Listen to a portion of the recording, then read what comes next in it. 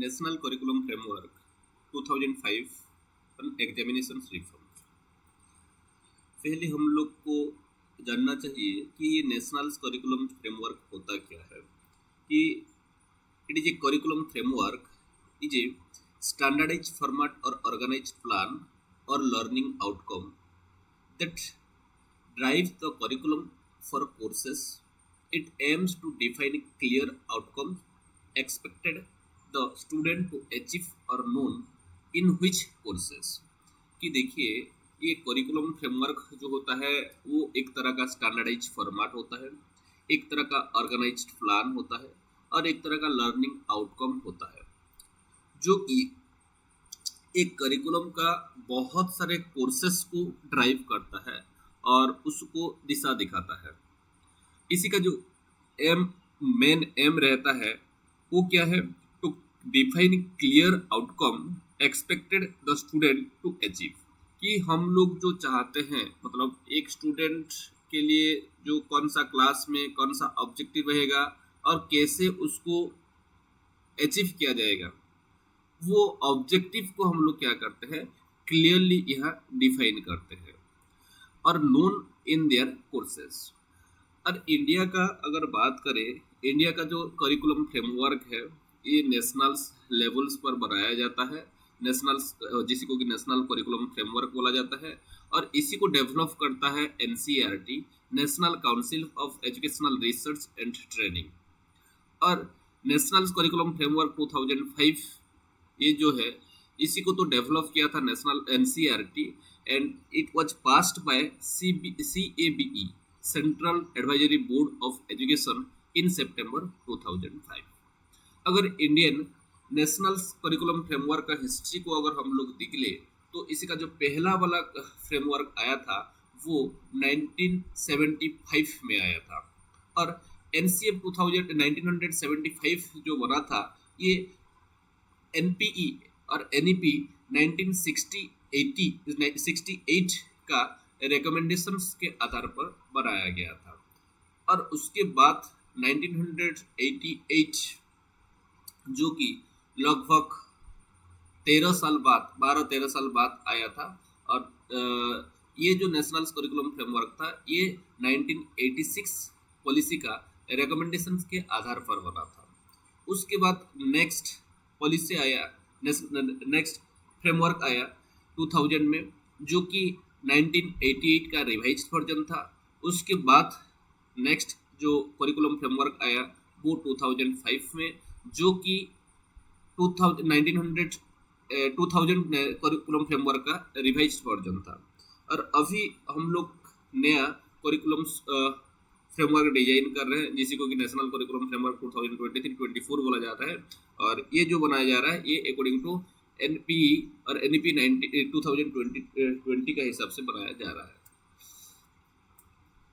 अगर इसी का हिस्ट्री को अगर हम लोग देखें तो ये प्री NCF जो था, it means before NCF 2005, you will see the examination system in that was very crucial and it was criticized by different educationists, different teacher, everyone that was criticized। कि ये 2005 का पहले जो NCF में examination system को लेकर प्रावधान था उसी को हेविली क्रिटिसाइज किया जा रहा था।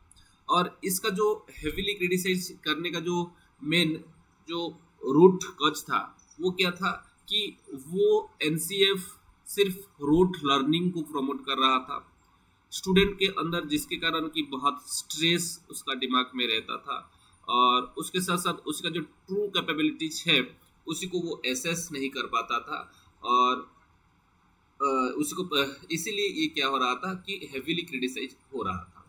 लेकिन NCF 2005 के पहले बहुत सारे कमीशन कमिटी एग्जामिनेशन सिस्टम्स में रिफॉर्म्स लाने का ट्राई किए थे और उनमें से जो सबसे बेहतरीन काम किए थे वो कोठारी कमीशन 1964-66 और NPE 1986। उस टाइम का सोशल सिचुएशंस, इकोनॉमिक सिचुएशंस के हिसाब से वो लोग एग्जामिनेशन सिस्टम को डेवलप किए थे। लेकिन ये एग्जामिनेशन सिस्टम्स आज का डेट में प्रेजेंट सिनारियो में ये एकदम यूजलेस है। यूजलेस तो नहीं से बोल सकते, हम लोग हेविली उसी को क्रिटिसाइज कर रहे हैं। और उसके बाद आया नेशनल करिकुलम फ्रेमवर्क जो कि 2005 में, जो कि एकदम कंप्लीटली एक रिवर्स कर दिया था 1964-66 वाला एग्जामिनेशंस रिफॉर्म को और 1986 वाला रिफॉर्म को। तो एनसीएफ 2005 का जो कोर प्रिंसिपल था वो क्या क्या था?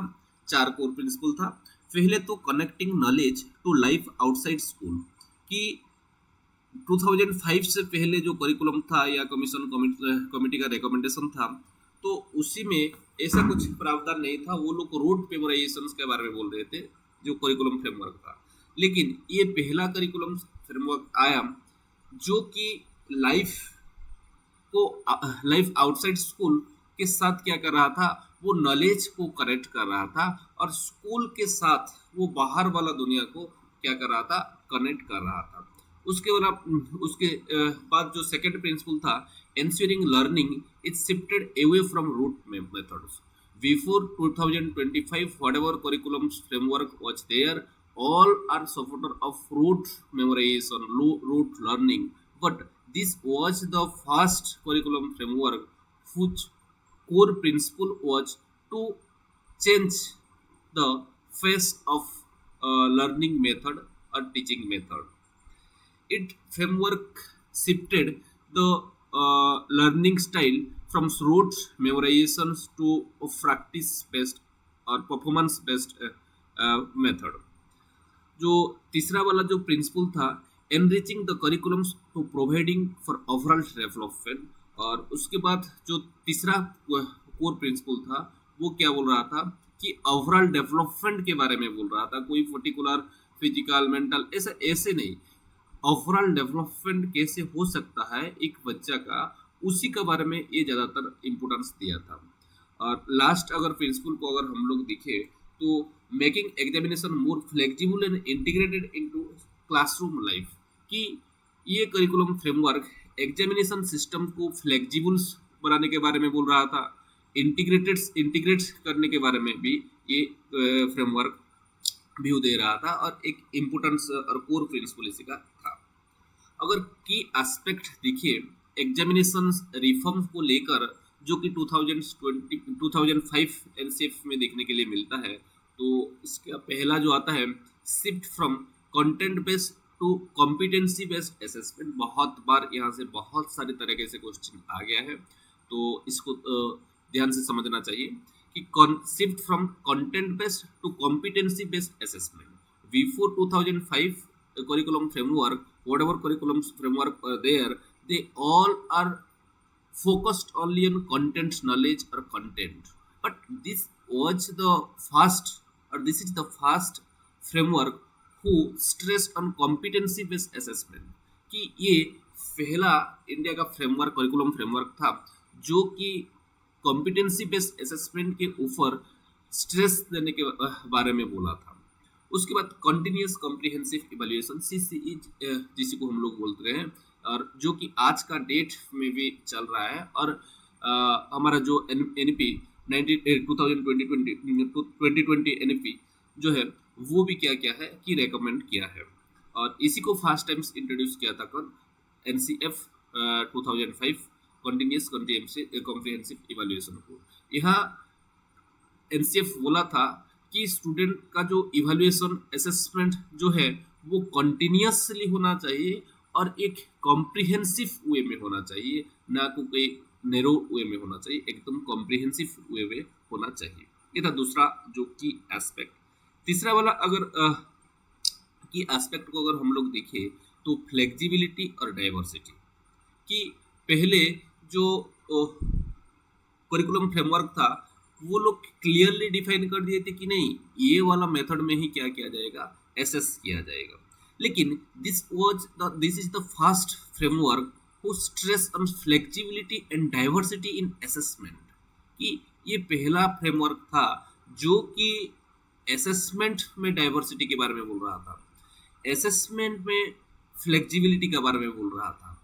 ओके, उसके बाद स्ट्रेस रिडक्शन मेजर, स्ट्रेस इसी से पहले जो करिकुलम फ्रेमवर्क था वो करिकुलम फ्रेमवर्क सिर्फ स्टूडेंट का दिमाग में स्ट्रेस पैदा कर रहा था, लेकिन ये करिकुलम फ्रेमवर्क क्या बोला कि हम लोग को कुछ मेजर्स लेना चाहिए, किसके लिए? ये स्टूडेंट का जो स्ट्रेस है उसी को रिड्यूस करने के लिए हमको कुछ स्टेप लेना चाहिए। उसके बाद जो की एस्पेक्ट था एग्जामिनेशन रिफॉर्म्स को लेकर 2005 वाला एनसीएफ में, वो फॉर्मेटिव असेसमेंट में बोल रहा था। ये तो सीसी का बारे में तो बोल रहा था, उसी में आउटसाइड क्लासरूम इनसाइड क्लासरूम दोनों चला आ रहा था, लेकिन उसी के साथ साथ फॉर्मेटिव असेसमेंट के ऊपर भी ये बहुत ज़्यादा एम्फासिस दिया था। और हमको पता ही है आज का डेट में जो एजुकेशन सिस्टम चल रहा है, असेसमेंट सिस्टम चल रहा है, वो सारे के सारे फॉर्मेटिव असेसमेंट और असेसमेंट फॉर लर्निंग जिसी को हम लोग बोल रहे हैं, उसी के ऊपर ज़्यादातर लोग क्या कर रहे हैं कि एम्फासिस दे रहे हैं। उसके बाद ग्रेड बेस्ड इवेल्युएशन सिस्टम, हाँ ये एक गेम चेंजिंग और एक तरह का बहुत ही अच्छा वाला डिसीजन था, जो ग्रेड के ऊपर क्या दिया था, एम्फासिस किया था। इसी का पहले मार्क के ऊपर एम्फासिस किया जा रहा था, परसेंटेज के ऊपर एम्फासाइज किया जा रहा था, लेकिन ये फास्ट करिकुलम फ्रेमवर्क था जो कि ग्रेड का बारे में बोला था। और उसी दिन से ही क्या हो रहा है कि हमारा जो इंडियन एजुकेशन सिस्टम्स में एक चेंजेस आया है और अभी सर्टिफिकेशंस में आपको ग्रेडिंग देखने के लिए मिलता है। Next, integration of self and fear assessment. Yes, self assessment जो आज का डेट में हम लोग बोल रहे हैं, metacognitions, okay, self assessment, fear assessment, जो कि एनईपी 2020 भी एम्फासाइज किया है, उसी के बारे में भी नेशनल करिकुलम फ्रेमवर्क 2005 किया था, एम्फासाइज किया था और उसको लेकर आया था। और उसके साथ साथ आईसीटी इन असेसमेंट 2005 में भी एनसीएफ क्या बोला था कि डिफरेंट आईसीटी को असेसमेंट में इन्वॉल्व करना चाहिए।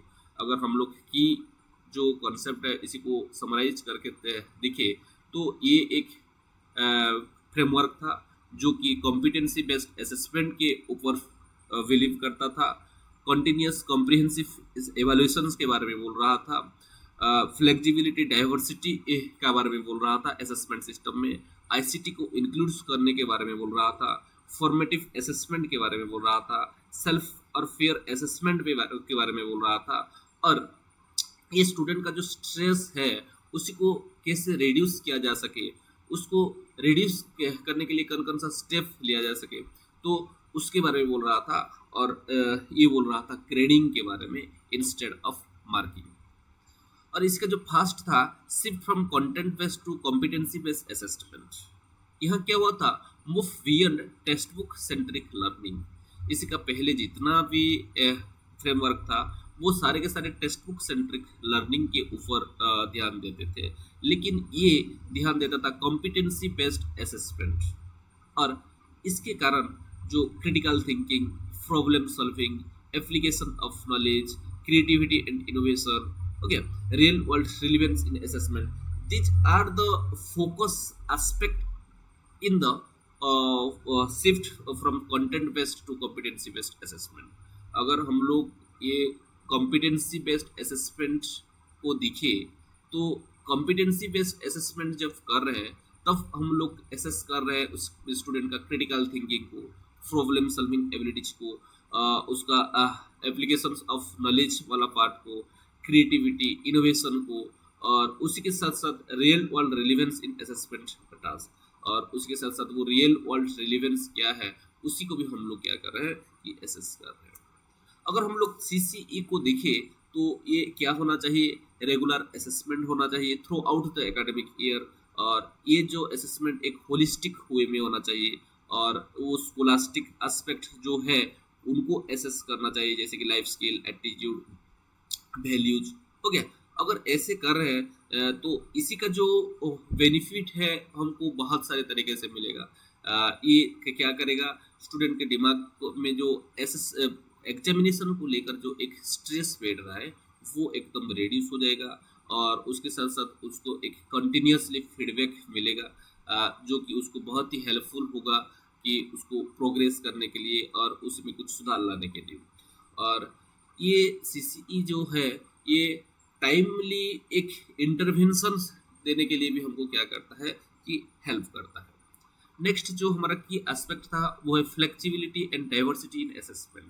इससे पहले कोई एक पर्टिकुलर एकदम फिक्स्ड वाला असेसमेंट मेथड था, लेकिन NCF 2005 फ्लेक्सिबिलिटी डाइवर्सिटी के बारे में बोल रहा था, तो इसीलिए मल्टीपल्स मोड ऑफ असेसमेंट को यहाँ यूज किया रहा था, जैसे कि रिटन टेस्ट को यूज किया जा रहा करने के बारे में बोल रहा था, ओरल प्रेजेंटेशन के बारे में बोल रहा था, प्रोजेक्ट वर्क के बारे में बोल रहा था, प्रैक्टिकल एग्जामिनेशंस के बारे में बोल रहा था, पोर्टफोलियो असेसमेंट के बारे में बोल रहा था।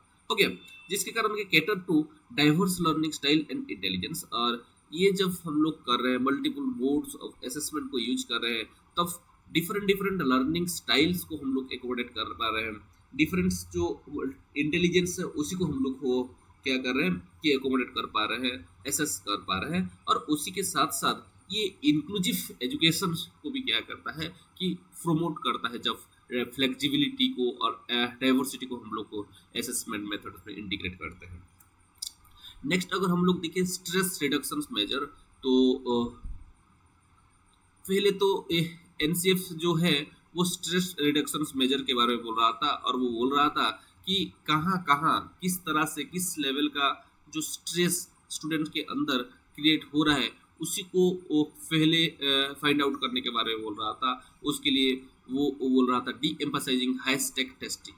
ओके, कि हाई स्टेक टेस्टिंग जो है उसके ऊपर एम्फसाइज नहीं करना है, डी एम्फसाइज करना है, और उसके साथ साथ providing multiple opportunity for assessment, और उसके साथ स्टूडेंट को मल्टीपल अपॉर्चुनिटी देना चाहिए एसेस करने के लिए, ना कि कोई एक पर्टिकुलर स्टैंडर्डाइज देकर उसी में ही उसको फिक्स करना चाहिए, उसी को मल्टीपल अपॉर्चुनिटी देना चाहिए असेसमेंट के लिए। और उसके साथ साथ कंटिन्यूसली स्कूल में जो बच्चे पढ़ रहे हैं उनको उनका काउंसलिंग होना चाहिए, उनको एक तरह का सपोर्ट देना चाहिए, जिसके बाद कि उनका जो स्ट्रेस है वो एकदम कम हो जाता है। और उसी के साथ साथ पेरेंट्स को, सोसाइटी को एजुकेट करना चाहिए ये स्टूडेंट्स का जो स्ट्रेस को लेकर, और उसके साथ साथ उनको अवेयर करना चाहिए कि बच्चे का होलिस्टिक डेवलपमेंट कैसे हो पाएगा और उनका उसमें क्या क्या योगदान रह सकता है।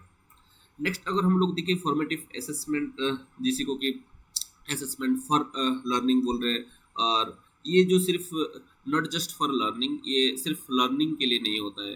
अगर इसी का की फीचर देखें तो इसी के थ्रू हम लोग कंटिन्यूसली फीडबैक प्रोवाइड कर सकते हैं स्टूडेंट को, उसी का परफॉर्मेंस को लेकर, उसी का प्रोग्रेस को लेकर, उसी का अंडरस्टैंडिंग को लेकर, और उसी को लेकर हम लोग हमारा जो टीचिंग स्टाइल है, एक टीचर उसका जो टीचिंग मेथड है उसको क्या कर सकता है, चेंज कर सकता है। और ये स्टूडेंट जो है फॉर्मेटिव एसेस में खुद को रिफ्लेक्ट कर सकते हैं, सेल्फ रिफ्लेक्शंस के बारे में भी यहाँ एक प्रोविजन था। और ये मेटाकॉग्निटिव स्किल्स जो कि self assessment for assessment of self जिसको बोल रहे हैं, असेसमेंट ऑफ लर्निंग जिसको बोल रहे हैं, और असेसमेंट आज लर्निंग जिसको बोल रहे हैं, तो उसके बारे में भी ये बोल रहा था, और सेल्फ डायरेक्टेड लर्निंग के बारे में बोल रहा था। अगर नेक्स्ट देखिए तो ग्रेड बेस्ड इवैल्यूएशन सिस्टम्स, जो कि एक बहुत ही अच्छा वाला स्टेप था। इसी का पहले मार्क के ऊपर हम लोग ज़्यादा ध्यान दे रहे थे, लेकिन ये फास्ट करिकुलम फ्रेमवर्क था जो कि बोला कि नहीं, instead of mark we have to include grade. तो और इसी का जो बेनिफिट था वो एकदम कॉम्प्रिहेंसिव था। ये एक तो जो अनहेल्दी कॉम्पिटिशन स्टूडेंट्स लोगों के अंदर जो एक क्रिएट हो रहा था उसको एकदम रिड्यूस कर दिया था, और उसके साथ साथ ये एक तरह का परफॉर्मेंस, रियल परफॉर्मेंस जो है उसको इवेलुएट करने के लिए एक हमको स्कोप देना स्टार्ट कर दिया था। और उसके साथ साथ ये अलाइन हो रहा था क्या, इंटरनेशनल बेस्ट प्रैक्टिसेस, क्योंकि अगर हम लोग इंटरनेशनल कम्युनिटी को देखें, इंटरनेशनल एजुकेशन सिस्टम को देखिए, तो वहाँ जो प्रैक्टिसेस चल रहा है वो मार्क बेस्ड नहीं है, वो ग्रेड बेस्ड है। और ये मार्क से ग्रेड बेस्ड जब हम लोग को शिफ्ट हुए, तब ये क्या हो रहा था, वो इंटरनेशनल प्रैक्टिसेस के साथ थोड़ा अलाइन हो रहा था। और इसी को challenges in implementation and standardisation, इसको इम्प्लीमेंट करने के लिए भी बहुत चैलेंजेस आ रहा था, और वो स्टैंडर्डाइज करने के लिए भी बहुत एक मुश्किल आ रहा था। Integration of self and peer assessment, हम लोग फॉर्मेटिव असेसमेंट पढ़ सकते ऑलरेडी डिस्कस कर चुके हैं कि किस तरह का assessment of learning assessment for learning हो रहा था। और ये जो सेल्फ असेसमेंट है, पीयर असेसमेंट है, यहाँ स्टूडेंट्स लोगों का जो पार्टिसिपेशन है, ओके, असेसमेंट प्रोसेस में उसी को इंक्रीज कर रहा था, उसी को एनहांस कर रहा था। और इसी का जो बेनिफिट है वो क्या बहुत सारे तरीके से हो रहा था। पहले तो एक क्रिटिकल थिंकिंग स्किल जो स्टूडेंट्स लोगों के अंदर उसको डेवलप कर रहा था, और उसके साथ साथ उनका जो रेस्पॉन्सिबिलिटी है उनका खुद का लर्निंग के लिए उसको एक सेंस दे रहा था, एक प्रमोट कर रहा था। और उसके साथ साथ उनका जो अंडरस्टैंडिंग है असेसमेंट क्राइटेरिया को लेकर वो भी एनहांस कर रहा था। अगर हम लोग इसके चैलेंजेस को देखें तो इसी का जो फेयरनेस और ऑब्जेक्टिविटी है उसी को लेकर थोड़ा क्वेश्चन आता है। नेक्स्ट, अगर हम लोग use of ICT in assessment को देखें तो आज का डेट में अगर आईसीटी को हम लोग इंटीग्रेट नहीं कर पा रहे हैं हमारा एजुकेशन सिस्टम में, हमारा असेसमेंट सिस्टम में, तो हम लोग कहीं ना कहीं आउटडेटेड हो जाएंगे। और ये एनसीएफ 2005 उस टाइम से उसको समझ में आ गया था। और वो आईसीटी को कैसे इंटीग्रेट किया जाएगा असेसमेंट में, उसी के बारे में वो बोल रहा था। और उसी दिन से ही हमारा स्टार्ट हो गया था ऑनलाइन टेस्टिंग को इम्प्लीमेंट करने के बारे में, एडेप्टिव असेसमेंट के बारे में, और data analytic and personalise learning के बारे में, डिजिटल पोर्टफोलियो के बारे में हो गया। अगर इंफ्रास्ट्रक्चर चैलेंजेस को अगर हम लोग देखें ये वाला जो एस्पेक्ट को लेकर, तो इंफ्रास्ट्रक्चरल प्रॉब्लम्स हमारा इंडिया में देखने के लिए बहुत एक बैरियर देखने के लिए मिल रहा था। डिजिटल डिवाइड, इंडिया के बहुत सारे लोग, डिजिटल डिवाइड मतलब आपको पता ही है कि डिजिटल मतलब कुछ लोग को मतलब ये जो डिजिटल टेक्निक है, डिजिटल टूल है, उसको यूज करना आता है, कुछ लोग को नहीं आता है। कुछ लोग लिटरेट है डिजिटली और कुछ लोग इलिटरेट है। तो ये जो एक डिवीजन है सोसाइटी में उसको डिजिटल डिवाइड बोला जाता है। और उस टाइम इंडिया में बहुत ज़्यादा था, आज भी इंडिया में है, लेकिन 2005 जब ये रिकमेंड किया था, जब इसके बारे में स्ट्रेस दिया था, तब बहुत ज़्यादा था, लेकिन आज का डेट में थोड़ा कम हो गया है। और टीचर ट्रेनिंग, ये सारे के सारे ये आईसीटी को असेसमेंट में इंटीग्रेट करने के लिए एक बहुत ही बड़ा चैलेंजेस और एक बैरियर का जैसे काम कर रहे थे। अगर हम लोग फोकस एरिया को देखें तो ये जो एनसीएफ 2005 है, ये 21st सेंचुरी का जो स्किल है उसको डेवलप करने का बारे में बोल रहा था। और अगर नेक्स्ट हमारा जो फोकस एरिया था एनसीएफ 2005 में, तो वो क्या बोल रहा था कि जो लर्नर ऑटोनॉमी है उसी को प्रमोट करने के बारे में बोल रहा था। और ये सेल्फ डायरेक्टेड लर्निंग जो है उसके बारे में बोल रहा था। और उसी के साथ साथ ये इंक्लूसिविटी के बारे में बोल रहा था, और वो इक्विटी असेसमेंट के बारे में बोल रहा था। और ये जो है वो अलाइन रहता था क्या कि करिकुलम और पेडागोगी के साथ, और उसके साथ साथ ये स्टूडेंट्स को प्रिपेयर कर रहा था ग्लोबल कॉम्पिटिटिवनेस के लिए। और उसके साथ साथ ये क्रिएटिविटी और इनोवेशंस को फोस्टर करने के लिए स्टूडेंट के अंदर ये बोल रहा था और स्टेप लिया था। और उसके साथ साथ ये एनवायरमेंटल अवेयरनेस, सस्टेनेबल डेवलपमेंट के ऊपर भी ध्यान दे रहा था, जो कि आज का डेट में अगर हम लोग हमारा जो नया न्यू एजुकेशन पॉलिसी आया है 2020 में उसको दिखे, वो सारे के सारे चीज़ वहाँ इंटीग्रेट किया गया है। अगर एक्सपेक्टेड लर्निंग आउटकम को अगर हम लोग दिखे तो यहाँ एनसीएफ 2005 जो बोल रहा था वो डीप कॉन्सेप्चुअल अंडरस्टैंडिंग के बारे में वो ध्यान दे रहा था, ना कि रूट लर्निंग के बारे में वो ध्यान दे रहा था। ये डीप कॉन्सेप्चुअल अंडरस्टैंडिंग के बारे में के ऊपर ही ध्यान दे रहा था। और उसके साथ साथ ये एनालिटिकल और क्रिटिकल थिंकिंग स्किल्स जो है उसी के ऊपर एम्फसाइज कर रहा था। और उसके साथ साथ प्रॉब्लम सॉल्विंग एबिलिटीज जो स्टूडेंट है उसको इम्प्रूव करने के लिए ही ये बोल रहा था। और इम्प्रूव कैसे किया जाए और कौन कौन सा स्टेप इसके लिए लिया जाएगा और लेने से ये होगा, उसका बारे में वो बोल रहा था। और वो बहुत सारे स्टेप भी लिया था। और उसके साथ साथ डेवलपमेंट ऑफ कम्युनिकेशन स्किल, ये कम्युनिकेशन स्किल्स के बारे में बोल रहा था। और उसी को कैसे एनहांस किया जा सकता है, डेवलप किया जा सकता है, उसके बारे में भी एक तरह का गाइडलाइन वो निकाला था। Increase learner engagement in motivation, और उसके साथ साथ ये लर्नर को कैसे एंगेज करके रखा जा सकता है और उसको उनको कैसे मोटिवेट किया जा सकता है, उसी का बारे में भी ये जो फ्रेमवर्क है वो एम्फसाइज किया था। और उसके साथ साथ ये better preparation for higher education and career, और उसके साथ साथ ऐसा करिकुलम्स बनाना चाहिए कि स्टूडेंट को जो कि उनको प्रेरित करेगा किसके लिए कि फर्दर और हायर एजुकेशन के लिए, उनका करियर डेवलपमेंट के लिए और बेटर प्रिपरेशंस के लिए फॉर हायर एजुकेशन। अगर हम लोग देखिए तो इनका डेवलपमेंट के बारे में, तो ये जो फ्रेमवर्क था वो ओवरऑल होलिस्टिक डेवलपमेंट के बारे में बोल रहा था, जैसे कॉग्निटिव, इफेक्टिव, साइकोमोटर, सारे के सारे डोमेन्स का डेवलपमेंट के बारे में बोल रहा था। और उसके साथ साथ ये सेल्फ अवेयरनेस, मेटाकॉग्निटिव स्किल के बारे में भी बोल रहा था और एम्फसाइज किया था। अगर इसी का थ्योरेटिकल अंडरपिनिंग्स अगर हम लोग देखें तो उस टाइम ये जो हमारा 5 जो मेंस थ्योरिस्ट है, जैसे constructivist learning theory, multiple intelligence जो कि हार्वर्ड गर्नर जो थे उनको उसका फादर बोला जाता है, हो गया। और ब्लूम टैक्सोनॉमी रिवाइज्ड जो 2001 में आया था, और उसके साथ जो प्रोक्सिमल डेवलपमेंट, वाइगर्स्की और ऑथेंटिक असेसमेंट प्रिंसिपल, ये 5 जो थ्योरी है, ये पांचों के पांचों थ्योरी के ऊपर बेस करके ही क्या किया गया था कि ये NCF 2005 को डेवलप किया गया था। अगर हम लोग इसका इम्प्लीमेंटेशन स्ट्रैटेजी को देखें तो इसको फेच वाइज क्या किया गया था कि रोल आउट किया गया था, ना कि इसको एक बार में सब कुछ कर लिया गया था। इसको एक एक बार में मतलब फेज करके क्या किया गया था, रोल आउट किया गया था। अगर इसी में हम लोग देखें तो टीचर ट्रेनिंग को लेकर तो यहाँ एक्सटेंसिव टीचर ट्रेनिंग प्रोग्राम्स के बारे में ये बोला था, और उसको इसी को टीचर ट्रेनिंग प्रोग्राम्स के थ्रू ही इम्प्लीमेंट करने के बारे में भी बोला गया था। और उसके साथ साथ development of support material and resources, और जो सपोर्ट मटेरियल है, रिसोर्सेज है, उसी का जो डेवलपमेंट है, उसी के थ्रू भी इसको इम्प्लीमेंट करने के लिए भी बोला जा रहा था। Pilot studies and feedback mechanism, और एक पायलट स्टडीज के जैसे इसको इम्प्लीमेंट करने के बारे में बोला गया था, और किया भी किया था। और उसका जो फीडबैक मैकेनिज्म्स है, फीडबैक्स जो है, उसी को लेकर फिर क्या किया गया था, मॉडिफिकेशन किया गया था। अगर हम लोग देखें तो ये collaboration with educational institutions and expert, ये फ्रेमवर्क जो है वो कोलैबोरेट किया था अलग अलग एजुकेशनल इंस्टीट्यूशंस के साथ, अलग अलग एक्सपर्ट्स के साथ, और उनसे फीडबैक लिया था और इसी को इम्प्लीमेंट किया था।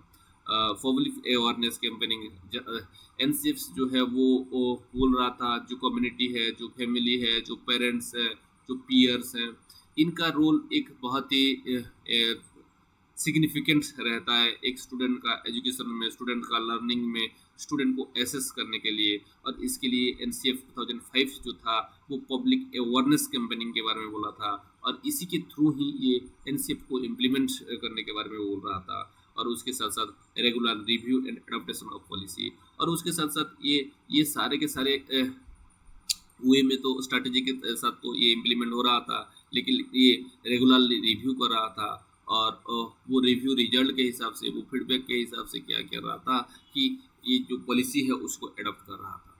अगर हम लोग चैलेंजेस को देखें ड्यूरिंग इम्प्लीमेंटेशन ऑफ दिस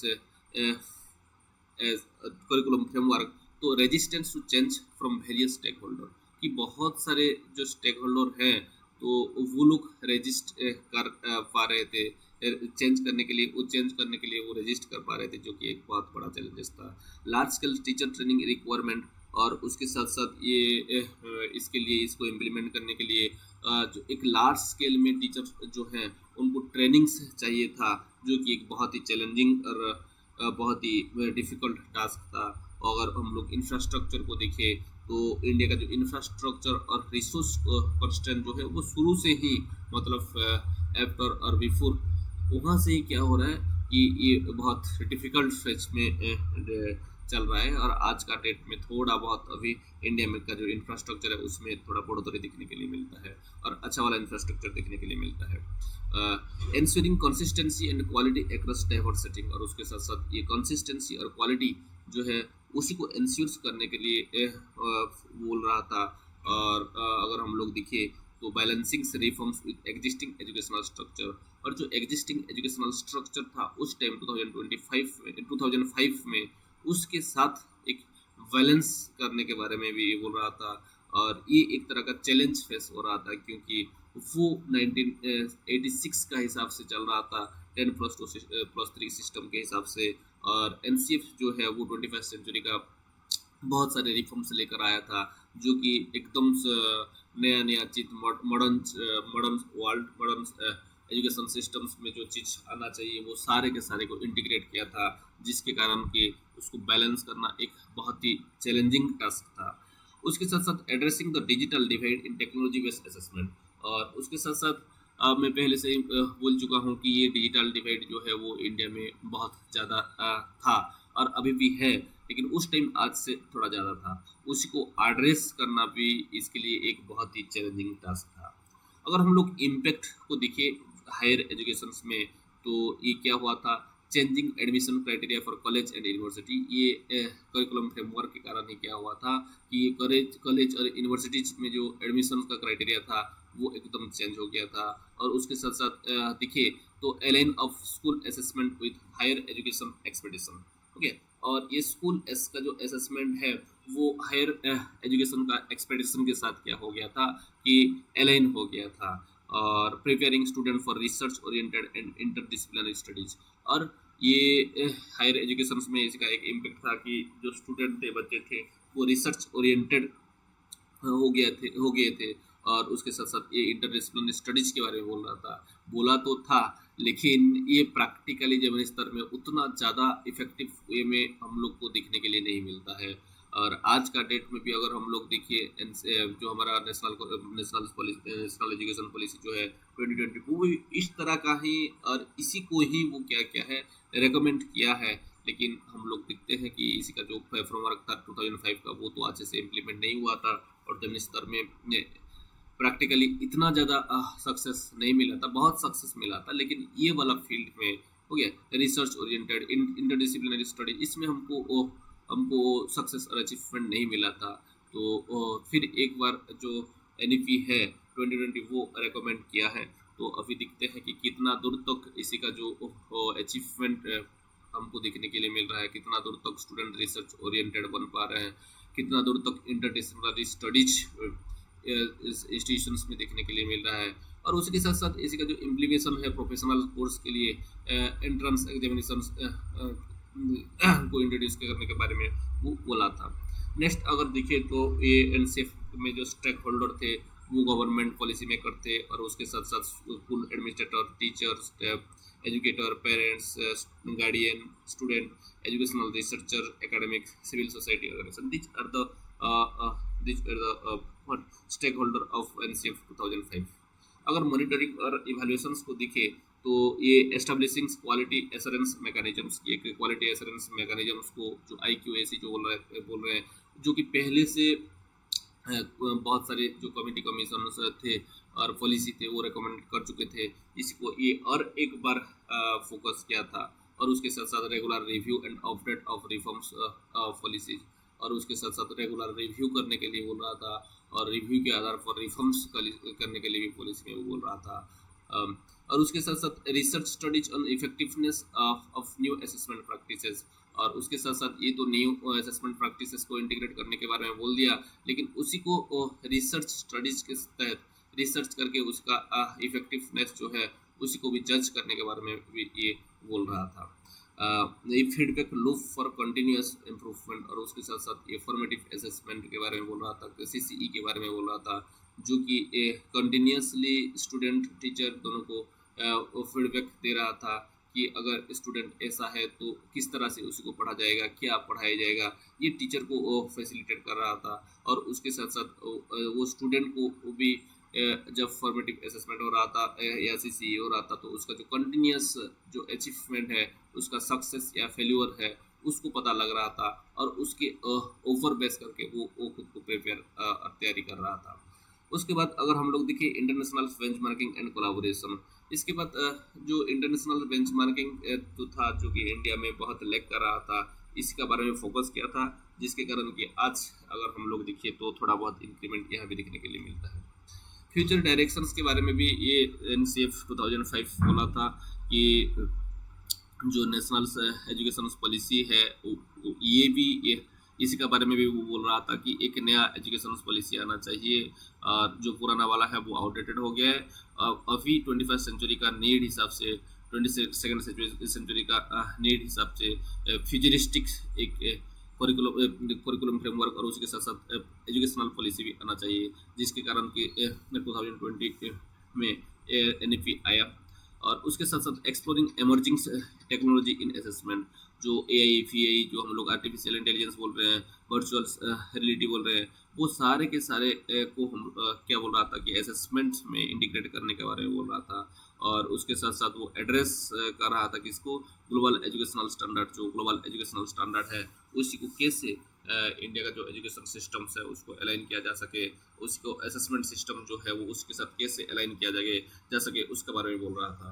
और उसके साथ साथ preparing for future skill and job market demand, और उसके साथ साथ ये बोल रहा था कि हमको करिकुलम ऐसे डेवलप करना चाहिए, करिकुलम हमारा ऐसा होना चाहिए जैसे कि स्टूडेंट्स को फ्यूचर जो स्किल है वो वहाँ मिलेगा, और स्किल हो पाएगा एक स्टूडेंट। और उसके साथ साथ फ्यूचर का जॉब मार्केट जो डिमांड होगा, प्रेजेंट का जो जॉब मार्केट डिमांड है उसके हिसाब से क्या मिल सकता है कि उनको एजुकेशन मिल सकता है।